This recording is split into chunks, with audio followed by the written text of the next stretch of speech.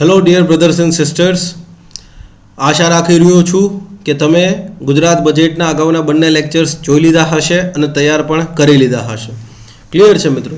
ચલો તો આજે પાર્ટ 3 જે છે યસ એ આપણે શરૂ કરવા જઈ રહ્યા છીએ. કેટલીક મહત્વની પહેલો વિશે પણ અહીંયા વાત કરીશું અને કેટલાક વન લાઇનર છે એ પણ આ પાર્ટમાં છેલ્લે મેં તમને આપી દીધા હશે. ક્લિયર છે? ચલો પહેલી વાત કરીએ ઉદ્યોગ અને ખાણ વિભાગના સંદર્ભમાં સરકારે શું નવી જાહેરાત કરી છે. ઓકે, ફાળવણી કરી છે 6,599 કરોડ. ચલો એક યાદ રાખવાની જરૂર નથી તો કંઈ ચિંતા ન કરતા. ઓકે, પહેલી વસ્તુ છે મેગા ટેક્સટાઇલ પાર્કના સંદર્ભમાં. મિત્રો તમે જાણો છો કે કેન્દ્રીય બજેટ 2021-22માં ભારત સરકારે બરાબર છે મેગા ટેક્સટાઇલ પાર્કના સંદર્ભમાં એક યોજના જાહેર કરી છે, મિત્ર યોજના. બરાબર છે, મેગા ઇન્વેસ્ટમેન્ટ ટેક્સટાઇલ પાર્ક જે યોજના છે યસ એ મિત્ર યોજના છે એ કેન્દ્ર સરકારે જાહેર કરી છે અને એનો ઉદ્દેશ્ય શું છે તો દેશમાં 7 મેગા ટેક્સટાઇલ પાર્ક જે છે એ કાર્યાન્વિત કરવાની વાત છે. આપણા માટે ખુશીની વાત છે કે આ 7 મેગા ટેક્સટાઇલ પાર્ક છે, out of this 7 2 mega textile park જે છે એ આપણા ગુજરાતમાં કાર્યાન્વિત કરવામાં આવશે. ગુજરાતની ટેક્સટાઇલ ઇન્ડસ્ટ્રી છે એના વિશે તમે જાણો છો, બહુ ફેમસ છે અને વિશ્વ કક્ષાએ એને પોતાનું નામ છે એ બનાવેલું છે. ક્લિયર છે? આપણી મફતલાલની જે ઇન્ડસ્ટ્રી છે, દિગ્જામ છે, યસ ગુજરાતમાં બીજી હજી એક બે ઇન્ડસ્ટ્રી છે યસ, કડીની અંદર જે મિલો આવેલી છે યસ કાપડની એ મિલો છે. પછી અમદાવાદની અંદર કેટલીક, આમ તો હવે તો કોઈ ખાસ કરીને એવી કાપડ મિલ કાર્યરત રહી નથી, બટ યસ ટેક્સટાઇલની બાબતમાં આજના વર્ષો પહેલાં પણ ગુજરાત જે છે એ બહુ ફેમસ હતું વર્લ્ડની અંદર અને આજના દિવસે પણ બરાબર છે ફેમસ છે. માનો કે નરોડાની અંદર અરવિંદ છે, વિમલ છે, એ તો તમે જાણતા જ હશો. તો યસ આ મેગા ટેક્સટાઇલ પાર્ક પૈકી 2 મેગા ટેક્સટાઇલ પાર્ક ગુજરાતમાં સ્થાપવામાં આવશે એવી સરકારે જાહેરાત કરી છે. ક્યાં એ અત્યારે ખબર નથી, સરકાર નક્કી કરશે ત્યારે તમને ખ્યાલ આવી જશે. ઓકે, નેક્સ્ટ જે છે તો જુઓ મિત્રો, તમને 2 વસ્તુ ખ્યાલ આવી જોઈએ. મેટ્રો નિયો અને મેટ્રો લાઇટ હતી એના સંદર્ભમાં પણ ગુજરાતમાં કંઈક ઉલ્લેખ હતો. એ જ રીતે મેગા ટેક્સટાઇલ પાર્ક છે એના સંદર્ભમાં પણ કંઈક ઉલ્લેખ છે અને હજી એક યોજના છે એના અંતર્ગતે ગુજરાતના સંદર્ભમાં ઉલ્લેખ આવશે. મતલબ કેન્દ્ર અને રાજ્ય બંનેમાં એક સંકલન જોવા મળે છે અને બંનેના સંદર્ભમાં હોય તો તમારે જીપીએસસીમાં ઇમ્પોર્ટન્ટ બની જતું હોય છે. ક્લિયર છે? યસ. ઓકે, રાજ્યમાં મેડિકલ ઇન્ડસ્ટ્રીઝ અને ફાર્મા સેક્ટરને મજબૂત કરવાના આશ્રય સાથે 2 નવી વસ્તુ જે છે એની જાહેરાત કરી છે. પહેલું છે bulk drug industrial park. Bulk drug basically શું છે તો કે ફાર્મા ઉદ્યોગમાં બરાબર છે, ફાર્મા ઉદ્યોગ જે છે એમાં દવા બનાવવામાં આવે અને દવા બનાવવા માટેનો જે કાચો માલ છે યસ કાચો માલ તમને ખબર છે કે મોટા ભાગનો ચાઇનાથી આવતો હતો. કોરોના વૈશ્વિક મહામારી વખતે ખબર પડી ગઈ હતી, એની ચર્ચા આપણે અગાઉના ઘણા લેક્ચરમાં કરી ચૂક્યા છીએ. એક્ટિવ ફાર્મા ઇન્ગ્રેડિયન્ટ્સ બરાબર, એપીઆઈ અને ઇન્ટરમીડિયરીઝ બરાબર છે. યસ આ બંને છે એ કાચો માલ છે. બેઝિકલી એક પ્રકારનો ફોર્મ પાવડર આવે કે જેનામાંથી કોઈ પણ પ્રકારની દવા હોય મોટાભાગે એનો બેઝ જે છે એ આ એપીઆઈ અથવા તો ઇન્ટરમીડિયરીઝ રહેતા હોય છે. યસ આ બલ્ક ડ્રગ ઇન્ડસ્ટ્રીયલ પાર્ક જે છે એ ક્યાં કાર્યાન્વિત થશે તો ભરૂચ જિલ્લાના જંબુસર તાલુકામાં કાર્યાન્વિત કરવામાં આવશે. ખાસ યાદ રાખજો, રાજ્યનો પહેલો બલ્ક ડ્રગ ઇન્ડસ્ટ્રીયલ પાર્ક જે છે એ જંબુસર તાલુકામાં યસ જિલ્લો પૂછે તો ભરૂચ છે. આ જ રીતે મેડિકલ ડિવાઇસ ઇન્ડસ્ટ્રીયલ પાર્ક જે છે એ રાજકોટ ખાતે સ્થાપવામાં આવશે. ક્લિયર છે? મેડિકલ ડિવાઇસની વાત કરીએ તો પણ આપણે કોરોના વૈશ્વિક મહામારીના શરૂઆતના સમયગાળામાં ખબર પડી ગઈ કે આપણા દેશમાં જે મેડિકલની વાત કરીએ, મેડિકલ ટુરિઝમમાં ઇન્ડિયા વર્લ્ડ ફેમસ છે, પણ જ્યારે જે કંઈ ડિવાઇસ યુઝ કરવામાં આવે છે એ આપણે બધા ચીનથી અને બીજા અન્ય દેશો કોરિયા છે કે ત્યાંથી આયાત કરતા હતા. તો હવે સરકારે કીધું કે ના, આયાત નહીં કરીએ, આ બધા મેડિકલ ડિવાઇસ જે છે પીપીઈ કિટથી માંડી અને સોફિસ્ટિકેટેડ મશીનો એ આપણે આપણા દેશમાં જ બનાવીશું અને યસ ઘણા બધી જગ્યાએ કાર્યાન્વિત કરવામાં આવશે. એમાંથી રાજકોટની પસંદગી પણ કરવામાં આવી છે. ઓકે, તમને એક મિત્રો સવાલ પૂછીશ જેનો જવાબ હું છેલ્લે લેક્ચરમાં કહી દઈશ કે આ બંને પાર્ક જે છે મેડિકલ ડિવાઇસ પાર્ક અને બલ્ક ડ્રગ ઇન્ડસ્ટ્રીયલ પાર્ક એ ભારત સરકારની કઈ યોજના અંતર્ગત આપવામાં આવશે? કોઈને ખ્યાલ હોય તો વિચારજો, નહીં તો છેલ્લે હું આન્સર આનો આપી દઈશ. ક્લિયર છે? ઓકે, નેક્સ્ટ છે તમને ખબર છે કે ગુજરાતના એમએસએમઈ ઉદ્યોગ જે છે ગુજરાતની અંદર micro small and medium enterprises છે એ પોતાનું એક આગવું સ્થાન ધરાવે છે, પણ આપણા એમએસએમઈ ક્ષેત્ર છે એના ઘણા બધા પડકારોનો સામનો કરવો પડે છે. ફંડ તો એના માટે સરકારની અલગ અલગ યોજના છે. પછી તો કે લેબર, સ્કિલ્ડ લેબર, એ પણ એમની એક બહુ મોટો પડકાર છે, સ્કિલ્ડ લેબરની ઉપલબ્ધિ જે છે. પછી તો કે ભાઈ quality control and testing, QC, તમે કદાચ ક્યુસી એન્ડ ટેસ્ટિંગ આ તમે કદાચ શબ્દ સાંભળ્યો હશે. બેઝિકલી ક્વોલિટી કંટ્રોલ અને ટેસ્ટિંગ શું છે, તો એમએસએમઈ એકમની અંદર કોઈ પણ વસ્તુનું ઉત્પાદન થતું હોય, કોઈ પણ ચીજ વસ્તુનું ઉત્પાદન થતું હોય તો યસ, હવે એમએસએમઈ મોટાભાગે શું કરતી હોય, સીધું બજારમાં વેચાણ ન કરતી હોય. એમએસએમઈ મોટાભાગે કોઈ બીજી કંપની છે, મોટી કંપની, એને પોતાનો માલ આપતી હોય. માનો કે લેટ્સ સે ફોર એક્ઝામ્પલ, જસ્ટ સમજાવવા માટે, અરવિંદ ટેક્સટાઇલ છે, બરાબર છે. માનો કે લેટ્સ સે ફોર એક્ઝામ્પલ રીબોક કંપની છે, રીબોક, એડિડાસ, બરાબર છે. અથવા તો લેટ્સ સે ફોર એક્ઝામ્પલ વાત કરું, ઓકે, રીબોક છે, એડિડાસ છે, તો એ પોતાની ટી શર્ટ જે બનાવવાની છે, સ્પોર્ટ્સ ટી શર્ટ, એનો કોન્ટ્રાક્ટ અરવિંદ પાસે છે. આ જે છે એ વાસ્તવિકતા કહી રહ્યો છું, બરાબર છે. એ સ્પોર્ટ્સ ટી શર્ટ બનાવવા કોને આપશે? અરવિંદને આપશે. અરવિંદ ટેક્સટાઇલ શું કરશે કે સિમ્પલી પોતે જે છે ક્વોલિટી વાળું મટીરિયલ જે છે, રો મટીરિયલ ટી શર્ટ માટેનું, એ રો મટીરિયલ એમએસએમઈ એકમને આપશે. એમએસએમઈ એકમે શું કરવાનું હોય છે? જોબ વર્ક કરો. આ સાચી વસ્તુ છે, જે કહી રહ્યો છું અમદાવાદમાં થઈ રહ્યું છે ભાઈ. ઇન્ડસ્ટ્રી માટે તમે લોકોની ઇન્ડસ્ટ્રીને દૂર સુધી કોઈ લેવા દેવા નથી, મને ખ્યાલ છે. એ શું કરશે? અરવિંદ પોતે આ ટી શર્ટો નહીં બનાવે, પોતે રો મટીરિયલ પ્રોવાઈડ કરશે એમએસએમઈ એકમને. એમએસએમઈ એકમ જોબ વર્ક કરશે અને જોબ વર્ક કરી અને ફરી પાછું અરવિંદ ટેક્સટાઇલને આપી દેશે. અથવા તો બીજું મોડેલ એવું હોય છે, આ મોડેલ 1 છે, બીજું મોડેલ એવું હોય છે કે રો મટીરિયલ જે છે એ બધું એમએસએમઈ પોતાની રીતે બહારથી લે અને તૈયાર થઈ જાય, તૈયાર ટી શર્ટ જે છે, આ તમને કદાચ નહીં દેખાતું હોય, બરાબર છે, હું આ જ પીપીટી અપલોડ કરી દઈશ ચેનલની અંદર.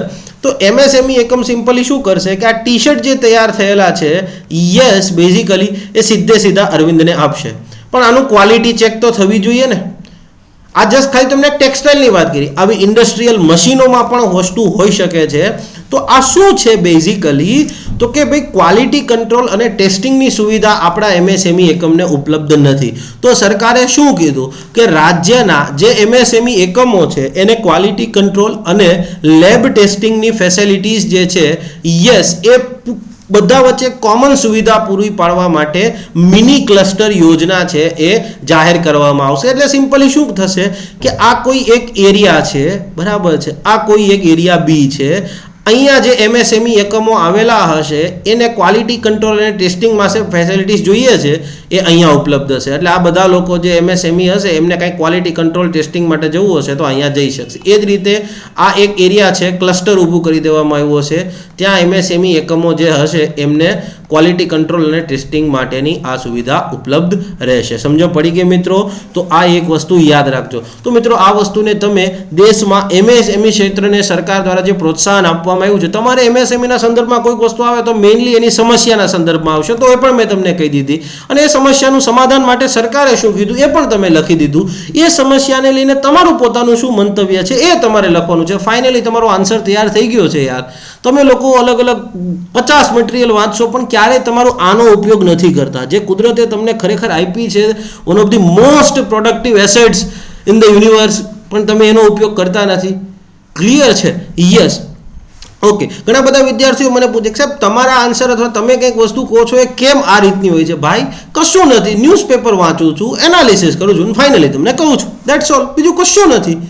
બાકી તમે જે જમો છો રોટલી શાક ભાખરી, હું એ જ જમું છું. ઘણી જગ્યાએ તો કોમન જગ્યાએ જમતા હશું, બસ બાકી કંઈ બીજું છે નહીં. ક્લિયર છે? બટ તમે લોકો એટલીસ્ટ પ્રયાસ તો કરો ન્યૂઝપેપર વાંચવાનો. તો આ મિની ક્લસ્ટર યોજનાનો ઉદ્દેશ્ય શું છે? મિની ક્લસ્ટર યોજના છે એ બેઝિકલી એમએસએમઈ ક્ષેત્ર સાથે સંકળાયેલી છે અને યસ, એમને ક્વોલિટી કંટ્રોલ અને ટેસ્ટિંગની એક કોમન ફેસિલિટીઝ પૂરી પાડવા માટેના આશ્રય સાથે લોન્ચ કરવામાં આવી છે. ક્લિયર છે? યસ. નેક્સ્ટ છે રાજ્યના અલગ અલગ વિસ્તારો છે, રાજ્યના અલગ અલગ વિસ્તારો છે એમાં ઔદ્યોગિકીકરણ ઇન્ડસ્ટ્રીયલાઇઝેશનને પ્રોત્સાહન આપી અને સ્થાનિક કક્ષાએ જ રોજગાર નિર્માણ થાય એટલા માટે નવી જીઆઈડીસી જે છે એ વસાહતો કાર્યાન્વિત કરવામાં આવશે, તો નવી જીઆઈડીસી છે એ ઊભી કરવામાં આવશે. ગુજરાત ઇન્ડસ્ટ્રીયલ ડેવલપમેન્ટ કોર્પોરેશન છે એના દ્વારા નવી ઔદ્યોગિક વસાહતો કાર્યાન્વિત કરવામાં આવશે. બેઝિકલી આનો ઉદ્દેશ્ય એવો છે કે તમે જુઓ છો આ આપણું રાજ્ય છે,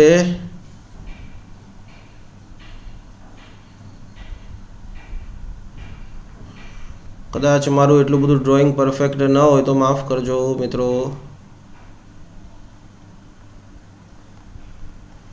બસ આટલે સુધી શેપ આવી જાય છે, પછી નથી આવતો કંઈ, બરાબર છે. તો એવું કહે છે કે અત્યારે કેવું થાય છે કે અહીંયા માનો કે રાજકોટ છે, અહીંયા અમદાવાદ છે, માનો કે ઓકે અહીંયા જામનગર છે, જસ્ટ સમજવા માટે. હવે થાય છે કેવું ખબર છે કે સૌરાષ્ટ્રના મોટાભાગના લોકો છે ને એને રાજકોટ કામ માટે આવવું પડે છે. રાજકોટની અંદર જે શાપર જીઆઈડીસી છે, બહુ મોટી જીઆઈડીસી છે, એમાં મોટાભાગે બધા કામ કરવા આવે છે. હવે ગામડેથી આવ્યા હોય, સિટી ઉપર બર્ડન બનશે, મતલબ એડમિનિસ્ટ્રેશન ઉપર. સિટીની પણ એક લિમિટ હોય ને, ક્લિયર છે. ઓકે, ઉત્તર ગુજરાતવાળા જે બધા હશે એને મોટાભાગે અમદાવાદ આવવું પડતું હશે, દક્ષિણ ગુજરાતવાળા હશે એને વાપી, વલસાડ, સુરત એ સાઈડ જવું પડશે. તો સરકારે શું કીધું કે આ બધા લોકોને મોટા સિટીઝમાં આવવું પડે છે, એના કરતાં આપણે એમના ઘર આંગણે, જુનાગઢ છે, અમરેલી છે, તો આવા ઘર આંગણે જ કે નવી ઔદ્યોગિક વસાહત આપીએ, ત્યાં માળખાકીય સુવિધાઓ ઊભી કરીએ, અહીંયા ઇન્ડસ્ટ્રી ઊભી થશે અમરેલી જુનાગઢમાં. તો એ અમરેલી જુનાગઢવાળો વ્યક્તિ છે એને રાજકોટ કામ માટે આવવું નહીં પડે. રાજકોટ એને કામ માટે આવવું નહીં પડે તો એક કદાચ એવું કરી શકે કે રાજકોટમાં જે મ્યુનિસિપાલિટીઝને માટે ઘણી બધી ચેલેન્જીસ ઊભી થાય છે એ ચેલેન્જીસ પણ ઓછી થઈ જશે. મતલબ તમારે લિંક કરવાનું છે. જો અમે ઔદ્યોગિકરણને કેવું અર્બનાઇઝેશન સાથે લિંક કરી દીધું, તો આ જ તમારે શીખવાનું છે. તો એમસીક્યુમાં આવી શકે કઈ કઈ જગ્યાએ નવી ઔદ્યોગિક વસાહતો, તો કે બનાસકાંઠા જિલ્લામાં જલોત્રા ખાતે, યસ, જામનગર જિલ્લામાં શેખપાટ ખાતે, ઉત્તર જિલ્લો નહીં હોય, બરાબર છે, આ યાદ જોવું પડશે મારે, ક્લિયર છે, કંઈક ટાઈપિંગ મિસ્ટેક છે અને મને ખરેખર યાદ પણ નથી કયા જિલ્લામાં છે. કડજોદરા ખાતે, બરાબર છે, નવી જીઆઈડીસી ઊભી કરવામાં આવશે. અમરેલી જિલ્લામાં પીપાવાવ ખાતે અને રાજકોટ જિલ્લામાં નાગલપર ખાતે, ક્લિયર છે, નવી જીઆઈડીસી અથવા તો ઔદ્યોગિક વસાહતો ઊભી કરવામાં આવશે. જીઆઈડીસી નવી ઔદ્યોગિક વસાહતો ઊભી કરશે. ઓકે, નેક્સ્ટ છે આ સિવાય, બરાબર, પાટણ, આણંદ, મહીસાગર અને મોરબી જિલ્લામાં પણ નવી ઔદ્યોગિક વસાહતો છે એ કાર્યાન્વિત કરવામાં આવશે. ક્લિયર છે. બીજો એક એમસીક્યુ તરીકે આવી શકે એવો સવાલ જે છે કે કઈ ઔદ્યોગિક વસાહતોને મોડલ એસ્ટેટ તરીકે વિકસાવવામાં આવશે, બરાબર છે, કઈ ઔદ્યોગિક વસાહતોને મોડલ એસ્ટેટ તરીકે વિકસાવવામાં આવશે. તો આ એમસીક્યુ તમારે યાદ રાખવો બહુ જરૂરી બને છે, બરાબર. આનો જવાબ તો કે દહેજ, સાયખા, અંકલેશ્વર, હાલોલ, સાણંદ, વાપી અને લોધિકા. ખાસ યાદ રાખજો, એમસીક્યુ તરીકે ઇમ્પોર્ટન્ટ છે કે યસ, આ જે ઔદ્યોગિક વસાહતો છે, 7 ઔદ્યોગિક વસાહતો છે, એને સંપૂર્ણ સુવિધા સાથે વિકસાવવામાં આવશે અને મોડેલ એસ્ટેટ તરીકે વિકસાવવામાં આવશે. ક્લિયર છે, મોડેલ ઇન્ડસ્ટ્રીયલ એસ્ટેટ તરીકે વિકસાવવામાં આવશે. આ એક વસ્તુ એમસીક્યુ તરીકે આવી શકે, યાદ રાખજો. ઓકે, પ્રવાસનની વાત કરીએ તો કે વડનગરનો પ્રવાસન સ્થળ તરીકે માસ્ટર પ્લાન બનાવીને વિકાસ કરવામાં આવશે. યસ, વડનગરનો પ્રવાસન સ્થળ તરીકે એક માસ્ટર પ્લાન બનાવીને વિકાસ કરવામાં આવશે. એ જ રીતે શ્રી માતાનો મઢ જે છે કચ્છમાં, એનો યાત્રાધામ તરીકે માસ્ટર પ્લાન બનાવીને વિકાસ કરવામાં આવશે. તો કે 2 સ્થળો છે એનો માસ્ટર પ્લાન બનાવીને વિકાસ કરવામાં આવશે. વડનગરનો પ્રવાસન સ્થળ તરીકે અને માતાના મઢનો એક યાત્રાધામ તરીકે વિકાસ કરવામાં આવશે. બીજી એક વસ્તુ એ છે, રાષ્ટ્રીય શાયર આપણા ઝવેરચંદ મેઘાણી, યસ, એમની 125મી જન્મ જયંતિ જ્યારે ઉજવાઈ રહી છે, તો એ વખતે સરકારે કીધું કે એમની સાથે સંકળાયેલા જે સ્મૃતિ સ્થળો છે, યસ, એમની સાથે જોડાયેલા જે કંઈ પણ સ્થળો છે, યસ, એમને પ્રવાસન સ્થળ તરીકે વિકસાવવામાં આવશે. ક્લિયર છે. પોસિબિલિટી કદાચ રાજ્યના પહેલા સાહિત્યકાર હશે કે એમના જીવન સાથે સંકળાયેલી જે કંઈ પણ સ્થળો છે એમનો પ્રવાસન સ્થળ તરીકે વિકાસ કરવામાં આવશે.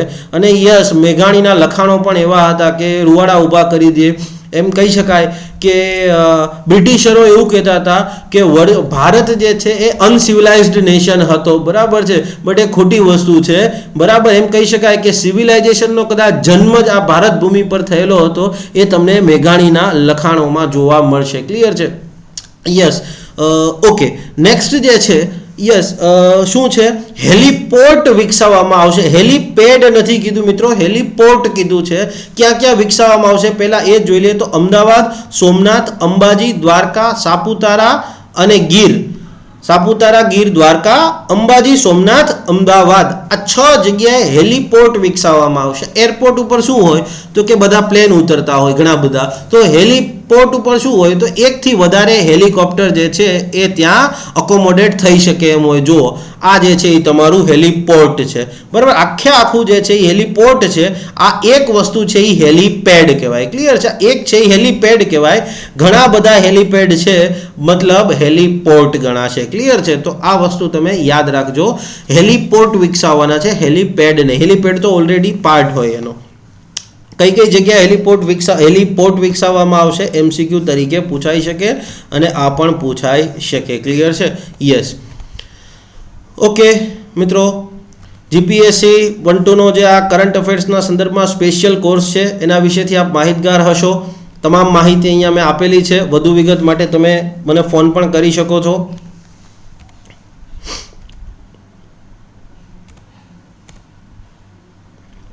ઓકે, વન અને પર્યાવરણ માટે કેટલી ફાળવણી કરી છે તો કે 1814 કરોડની ફાળવણી કરી છે. RFOની પરીક્ષા જે આપવાના હોય પ્લીઝ એમના માટે અહીંયા ખાસ ધ્યાન રાખવા જેવી બાબત છે. શું છે? ઓકે, તો સરકારે એક નિર્ણય લીધો છે કે કેવડિયા જે છે, યસ, એનો ઇન્ટરનેશનલ ટુરિઝમ ડેસ્ટિનેશન તરીકે સરકાર વિકાસ કરવા જઈ રહી છે અને જરા સરસ ફાળવણી પણ કરવામાં આવી રહી છે. સરકારે એક મહત્વની જાહેરાત કરી છે. શું છે? ડ્રેગન ફ્રૂટ, હવે જેને આપણે કમલમ કહીએ છીએ. યસ, આ કમલમના 2 લાખ જેટલા રોપાને કેવડિયાની આજુબાજુના, આ કેવડિયા છે તો યસ, આ કેવડિયા છે તો એની આજુબાજુના 50 કિલોમીટરની ત્રિજ્યામાં કમલમના 2 લાખ રોપાનું વાવેતર કરવામાં આવશે. બરાબર છે? 50 કિલોમીટરની ત્રિજ્યામાં કમલમના 2 લાખ જેટલા રોપાઓ છે એનું વાવેતર કરવામાં આવશે. ક્લિયર છે? ઓકે, બીજી એક સરસ વસ્તુ આવી છે, ખાસ યાદ રાખજો. ગુજરાતના દરિયાકાંઠે જે ચેરના જંગલો આવેલા, ચેરના જંગલો એટલે કશું નહીં, મેનગ્રુવ્સ, ચેરના જંગલો જે આવ્યા છે, યસ, એ મેનગ્રોવ્સના ડેવલપમેન્ટ માટે. પછી ગુજરાતમાં જે ઘાસના મેદાનો આવ્યા છે, યસ, એમના વિકાસ માટે. આ સિવાય ગુજરાતમાં જે વેટલેન્ડ વિસ્તાર છે, આદ્રભૂમિ અથવા તો પ્રોપર ગુજરાતી શબ્દ છે જલપ્લાવિત ક્ષેત્રો. આદ્રભૂમિ હિન્દી શબ્દ છે, જલપ્લાવિત ક્ષેત્રો છે શુદ્ધ ગુજરાતી શબ્દ છે. તો કે ગુજરાતના દરિયાકાંઠે જે ચેરના જંગલો આવ્યા છે એમના વિકાસ માટે. યસ, ઘાસના મેદાનો, પછી જે આવો જલપ્લાવિત વિસ્તાર છે, વેટલેન્ડ છે, યસ, એમના માટે. અને જંગલોના પુનઃસ્થાપન માટે રાજ્યના 11 જિલ્લાઓમાં 9 વર્ષના સમયગાળા માટે સરકારે એક યોજના જાહેર કરી છે. આ યોજનાનું કોઈ નામ નથી. ક્લિયર છે? બટ અહીંયા MCQ શું પૂછાઈ શકે કે 9 વર્ષ માટેની જે આ યોજના છે એ કઈ આંતરરાષ્ટ્રીય સંસ્થાના સહયોગથી ચાલી રહી છે? તો જાપાન ઇન્ટરનેશનલ કોઓપરેશન એજન્સી. બરાબર છે? એજન્સી લખતા ભૂલાઈ ગયું છે, agency, JICA, Japan international cooperation agency જે છે એના સહયોગથી. જો એને 1072 કરોડ રૂપિયાની ફાળવણી કરી છે. શેના માટે? તો કે ગુજરાતમાં જે મેનગ્રુવ્સ આવ્યા છે એનું જતન થાય, વેટલેન્ડ આવ્યા છે, યસ, એનું જાળવણી અને જતન કરી શકીએ, ઘાસના મેદાનો છે, જંગલો છે, એની પુનઃસ્થાપના માટે. યસ, 21 જિલ્લામાં આખો આ કાર્યક્રમ છે 9 વર્ષ માટે લાગુ કરવામાં આવ્યો છે. એનું કોઈ હજી નામ સરકારે નથી આપ્યું, હોપફુલી આપી દેશે કારણ કે બહુ ઇમ્પોર્ટન્ટ વસ્તુ છે. બટ આપણે MCQમાં RFOમાં પૂછાઈ શકે કે ભાઈ આ યોજનાને, બરાબર છે, કઈ ઇન્ટરનેશનલ ઓર્ગેનાઇઝેશન દ્વારા સહયોગ આપવામાં આવી રહ્યો છે અથવા ફંડિંગ આપવામાં આવી રહ્યું છે? તો જાપાન ઇન્ટરનેશનલ કોઓપરેશન એજન્સી દ્વારા, બરાબર છે, આ સહયોગ આપવામાં આવી રહ્યો છે. સારી વસ્તુ છે. અને ગુજરાત સરકારે આ પહેલા જ વર્ષમાં 15 કરોડ રૂપિયાની સરકારે ફાળવણી કરી છે.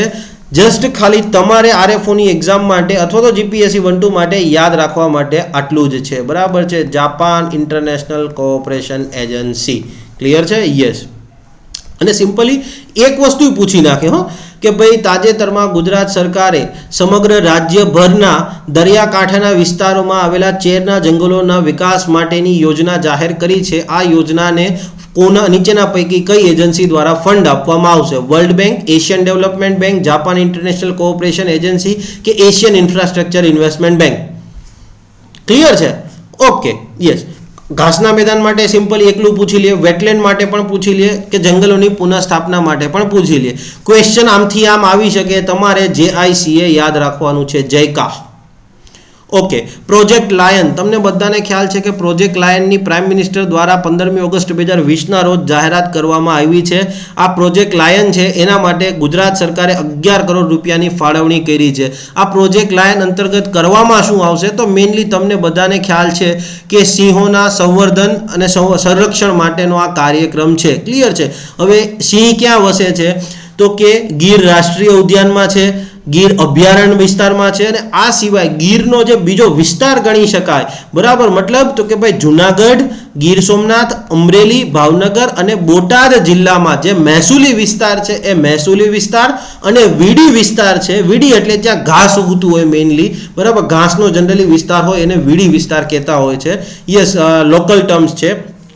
તો આ વીડી વિસ્તારમાં સિંહોના સંરક્ષણ અને સંવર્ધન માટેની પ્રવૃત્તિ હાથ ધરવામાં આવશે. MCQ કઈ રીતે આવી શકે કે પ્રોજેક્ટ લાયન અંતર્ગત સિંહોના સંવર્ધન અને સંરક્ષણની કામગીરી કયા કયા વિસ્તારમાં હાથ ધરવામાં આવશે? હું ફરીથી ક્વેશ્ચન બોલું છું. પ્રોજેક્ટ લાયન અંતર્ગત સિંહોના સંવર્ધન અને સંરક્ષણ માટેની કામગીરી નીચેના પૈકીના કયા કયા વિસ્તારોમાં હાથ ધરવામાં આવશે? તો કે ગીર નેશનલ પાર્ક છે એ તો સાચું, એક ગીર અભયારણ્ય સાચું, પણ ગીર વિસ્તાર જે આખો ગણવામાં આવે છે, ગીર પ્રદેશમાં જે જિલ્લાઓ આવેલા છે એ જિલ્લાઓના મહેસૂલી વિસ્તાર, રેવન્યુ હેઠળનો વિસ્તાર છે એ વિસ્તારમાં અને એનો વીડી વિસ્તાર છે એનો પણ સમાવેશ થઈ ગયો છે, ક્લિયર છે? યસ. આ ચારે ચાર વસ્તુ આવી. ગીર રાષ્ટ્રીય ઉદ્યાન હેઠળ જે એરિયા છે એમાં, ગીર અભયારણ્ય હેઠળનો જે એરિયા છે એમાં, યસ. આ સિવાય જુનાગઢ, ગીર સોમનાથ, અમરેલી, ભાવનગર અને બોટાદ જિલ્લામાં જે મહેસૂલી વિસ્તાર છે એમાં સિંહ તો જોવા મળે છે. તો યસ, એ મહેસૂલી વિસ્તાર અને વીડી વિસ્તારમાં પણ સિંહના સંવર્ધન અને સંરક્ષણ માટેની કામગીરી કરવામાં આવે છે. આ સિવાય આપણે રેગ્યુલર વાયરલ વિડીયોઝમાં જોતા હોઈએ છીએ કે શું થાય છે કે સિંહો છે એ જંગલો છોડી અને રહેઠાણ વિસ્તારો છે, રહેણાંકના વિસ્તારો છે એમાં આવી જતા હોય છે, રેગ્યુલર આવતા જતા હોય છે. કેમ? તો કે જંગલમાં એને ખાવાનું મળતું નથી, જંગલમાં પૂરતું ખાવાનું મળતું નથી, માટે એમને શું કરવું પડે? તો કે માનવ વસ્તી છે, માનવ વસાહતો તરફ આવવાની શરૂઆત કરી રહ્યા છે. ઓકે. જંગલમાં એમને પૂરતો ખોરાક ઉપલબ્ધ થાય તો શું કરવું પડે?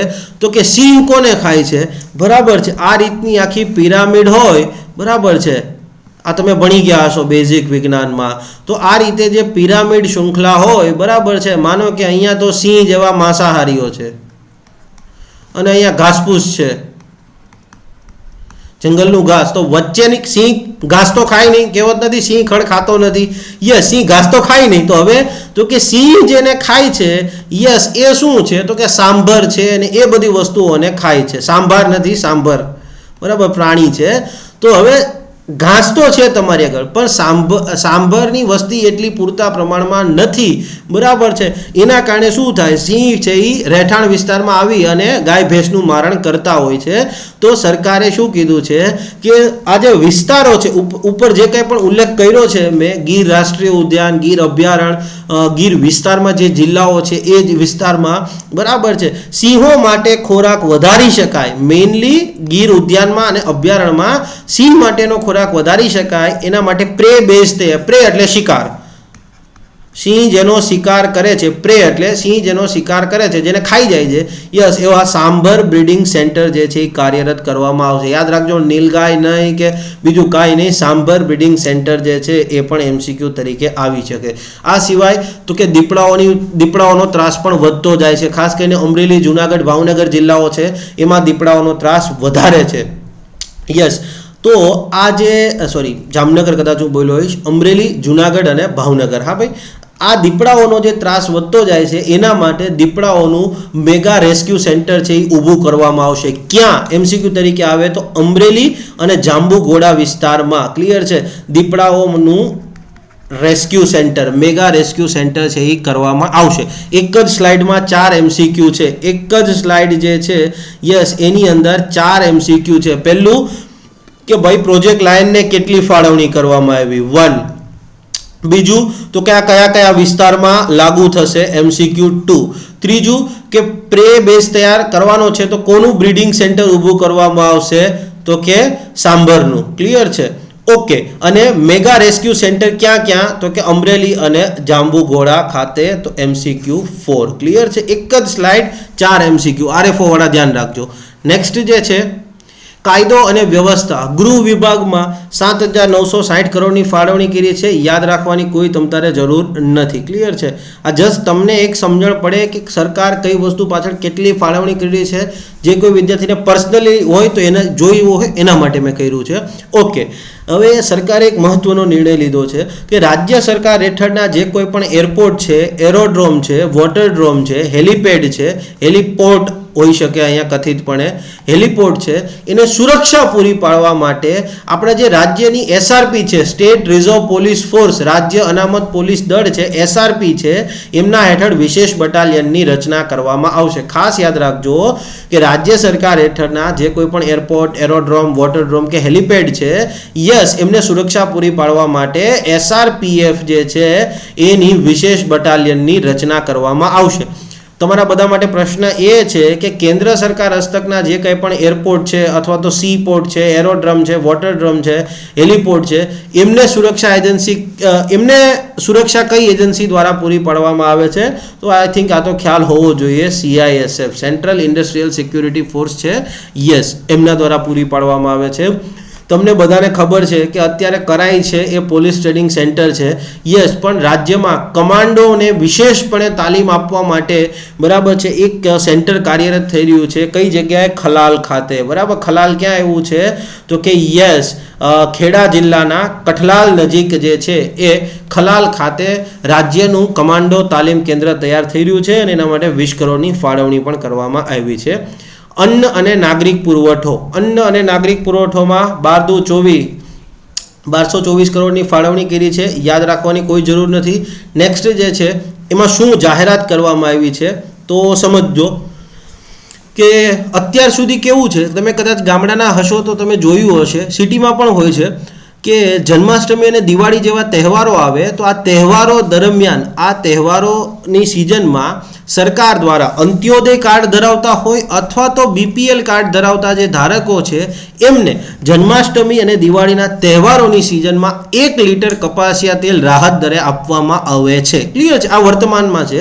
બજેટમાં સરકારે એવી જાહેરાત કરી છે કે માત્ર અંત્યોદય કાર્ડ અને BPL કાર્ડ વાળા જ નહીં, પરંતુ રાષ્ટ્રીય ખાદ્ય સુરક્ષા કાયદો અથવા રાષ્ટ્રીય અન્ન સુરક્ષા કાયદો, નેશનલ ફૂડ સિક્યોરિટી એક્ટ જે છે એની હેઠળ જે કોઈ પણ પરિવારોનો સમાવેશ કર્યો છે એ તમામ પરિવારોને જન્માષ્ટમી અને દિવાળીના તહેવારો નિમિત્તે પરિવાર દીઠ, વ્યક્તિ દીઠ નથી કીધું, પરિવાર દીઠ 1 લીટર કપાસિયા તેલ જે છે એ રાહત દરે આપવામાં આવશે. તો પહેલા શું હતું? માત્ર અંત્યોદય અને BPL કાર્ડ. હવે તો કે નેશનલ ફૂડ સિક્યોરિટી એક્ટ જે છે, રાષ્ટ્રીય અન્ન સુરક્ષા કાયદો, એની હેઠળ જે કોઈ પણ પરિવારોનો સમાવેશ થયો છે એ બધાને 1 લીટર કપાસિયા તેલ મળશે. પણ યાદ રાખજો જન્માષ્ટમી અને દિવાળીના તહેવારોમાં.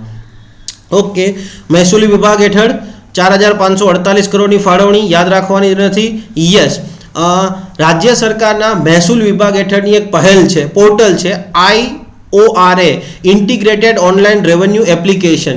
રેવન્યુ વિભાગની જે કંઈ પણ સેવાઓ છે, માનો કે તમારે જમીનના દસ્તાવેજની કામગીરી છે, જમીનમાં કોઈ હક નવો દાખલ કરવાનો છે, જમીનને માનો કે બિનખેતી કરવાની છે, તો આવી રેવન્યુ વિભાગ હેઠળની સેવાઓ છે એ આ પોર્ટલ પર તમને ઉપલબ્ધ છે. બિનખેતી કરાવવાની જે વાત છે એ પણ આ પોર્ટલના માધ્યમથી તમને ઉપલબ્ધ છે, મતલબ જેને કરાવી છે એને ઉપલબ્ધ છે.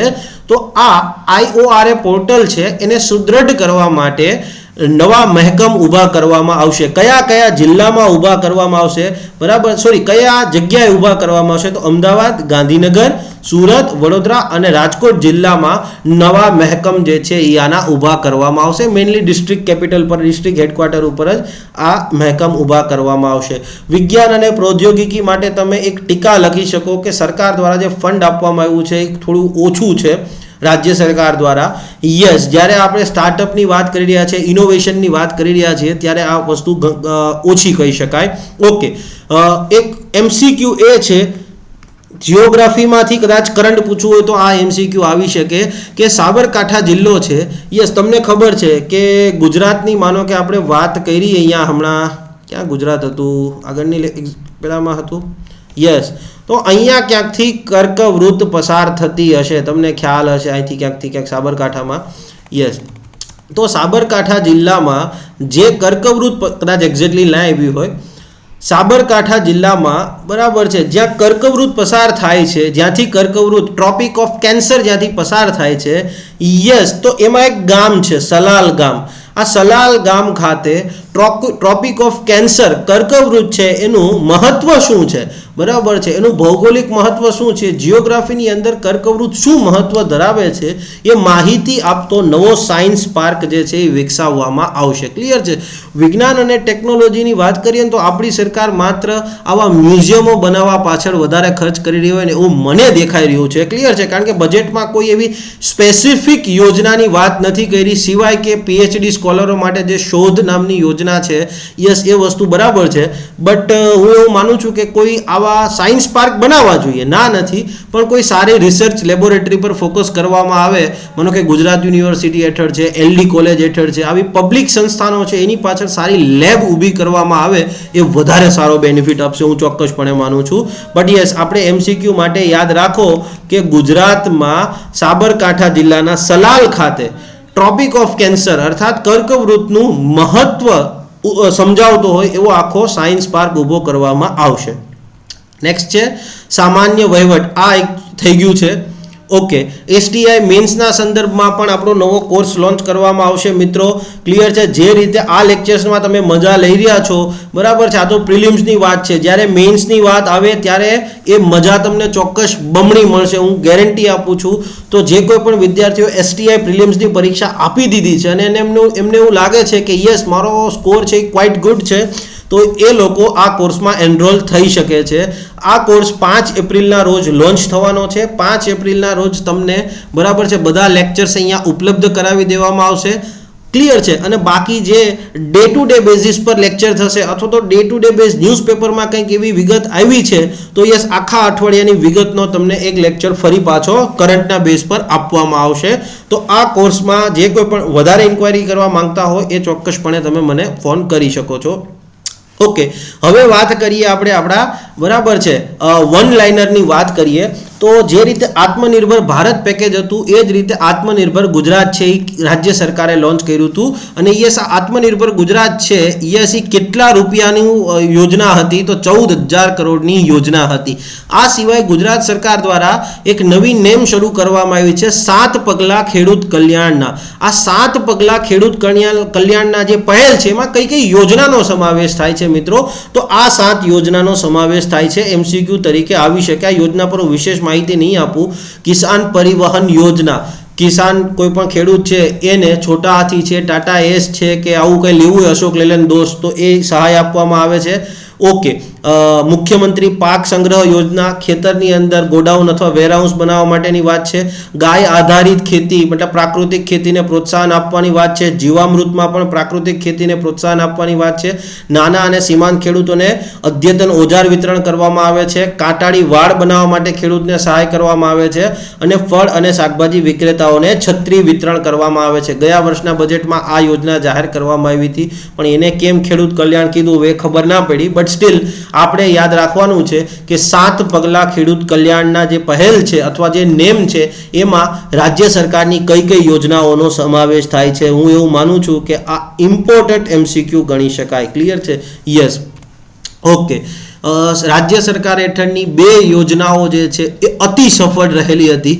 એક છે વનબંધુ કલ્યાણ યોજના અને બીજી છે સાગરખેડુ સર્વાંગી કલ્યાણ યોજના, આ બંને યોજનાઓ છે યસ એના ફેઝ 2 ની સરકારે જાહેરાત કરી છે. મતલબ ફેઝ 1 સફળ રહ્યો છે ત્યારે જ ફેઝ 2 લોન્ચ કર્યો હશે ને. તો આવનારા 5 વર્ષ માટે ₹1 લાખ કરોડની ફાળવણી વનબંધુ કલ્યાણ યોજના હેઠળ કરવામાં આવી છે અને સાગર બંધુઓના કલ્યાણ માટેની જે યોજના છે એમના માટે 50,000 કરોડની ફાળવણી કરી છે. ઓકે, ડેટાની વાત કરીએ તો કેટલો વન લાઇનર ડેટા. રાજ્ય દેશના જીડીપીમાં ગુજરાતનું યોગદાન કેટલું? તો 8%. અને ભારતમાંથી જે કંઈ પણ નિકાસ થાય છે એમાં ગુજરાતનો ફાળો કેટલો? તો કે 23%. પછી બીજો એક વન લાઇનર જે છે, ઓકે, બીજો એક વન લાઇનર જે છે એ છે કે ગિફ્ટ સિટી ગાંધીનગર ખાતે જે કોઈ પણ સંસ્થા અથવા જે કોઈ પણ કંપની પોતાની ઓફિસ ખોલે છે, પોતાનો બિઝનેસ ખોલે છે, એ બિઝનેસને કેન્દ્ર સરકારે 10 વર્ષ માટે આવકવેરામાંથી મુક્તિ આપી છે. ક્લિયર છે? ઇન્કમ ટેક્સ, બરાબર. અને કંપની છે તો કંપનીને એમનો જે કોર્પોરેટ ટેક્સ ભરવાનો થાય છે, કોર્પોરેટ ટેક્સ. કોઈ પણ કંપની ગિફ્ટ સિટી ગાંધીનગર ખાતે જે ઇન્ટરનેશનલ ફાઇનાન્શિયલ સર્વિસ સેન્ટર છે, યસ, એમાં પોતાની સંસ્થા જે તો પોતાની ઓફિસ ખોલે છે એમના માટે સરકારે આવકવેરામાં મુક્તિ આપી છે. મતલબ એવું નહીં કે રિલાયન્સ ત્યાં ઓફિસ ખોલી દે તો રિલાયન્સને આવકવેરો માફ, એવું નહીં. એ ઓફિસમાં જે આવક થાય, એ ઓફિસના માધ્યમથી જે આવક થાય એ આવકવેરામાંથી મુક્તિ આપવાની વાત છે. યસ, MCQ તરીકે આ તમારે 10 વર્ષ યાદ રાખવાનું છે. બીજું, તમને ખબર છે સ્ટેચ્યુ ઓફ યુનિટીને 8મી અજાયબી, વિશ્વની 8મી અજાયબીનો દરજ્જો આપવામાં આવ્યો છે. આ દરજ્જો કઈ સંસ્થાન દ્વારા આપવામાં આવ્યો છે? તો કઈ ઇન્ટરનેશનલ એજન્સીએ આપેલો છે? તો યસ, શાંઘાઈ કોઓપરેશન ઓર્ગેનાઇઝેશન. યાદ રાખજો, SCO દ્વારા આ દરજ્જો આપવામાં આવ્યો છે. અને SCO શું છે એના વિશે તમારે માહિતી મેળવવી હવે જરૂરી છે આવનારી એક્ઝામમાં. જ્ઞાન એકેડેમીની અંદર જ્ઞાન લાઈવ જે આપણી ચેનલ છે, યસ, એ જ્ઞાન લાઈવની અંદર ઇન્ટરનેશનલ રિલેશન્સના 3 લેક્ચર છે એ ઉપલબ્ધ છે યુટ્યુબમાં જ. ક્લિયર છે? એ તમે જોઈ લેજો, બરાબર છે. જ્ઞાન લાઈવની જે યુટ્યુબ ચેનલ છે, યસ, એ ચેનલમાં IRના મારા 3 લેક્ચર કોમ્પ્રિહેન્સિવ પડ્યા છે. એમાં SCO વિશે પણ મેં વાત કરી છે. 3 લેક્ચર તમે જોઈ શકો છો. નેક્સ્ટ જે છે, માત્ર એક જ સ્લાઇડ રહેલી હતી, યસ, આ બાકી રહી ગયેલી હતી. યુવા રમતગમત સાંસ્કૃતિક પ્રવૃત્તિઓ માટે શું જાહેરાત કરવામાં આવી છે? તો કે સરકારે જો વડનગરનો પ્રવાસન સ્થળ તરીકે વિકાસ કરવાની વાત છે જોઈ ગયા. આ સિવાય વડનગર ખાતે એથ્લેટિક ટ્રેક, મતલબ દોડવા માટેનો જે ટ્રેક છે એથ્લેટ્સને, એ અને સ્પોર્ટ્સ હોસ્ટેલ પણ બનાવવામાં આવશે. યસ, અને સાયન્સ સિટી અમદાવાદ ખાતે ટોય મ્યુઝિયમ, રમકડાઓનું મ્યુઝિયમ બનાવવાની વાત છે. ટોયકાથોન, તમે અગાઉના લેક્ચરમાં એની માહિતી મેળવી ચૂક્યા છો કે દેશમાં રમકડાના બનાવટને પ્રોત્સાહન આપવા માટે આત્મનિર્ભર ભારત પેકેજ હેઠળ આ વાત કરવામાં આવી છે. એની વિશેષ વાત હું અગાઉના લેક્ચરમાં કરી ગયો છું, તો અત્યારે નહીં કરું. MCQ તરીકે આ 2 વસ્તુ યાદ રાખવાની કે સ્પોર્ટ્સ હોસ્ટેલ અને એથ્લેટિક ટ્રેક બનાવવાની જાહેરાત બજેટમાં કઈ જગ્યાએ કરવામાં આવી છે? તો વડનગર યાદ રાખવાનું, બરાબર છે. યસ, અને ટોય મ્યુઝિયમ તો કે અમદાવાદ સાયન્સ સિટી ખાતે.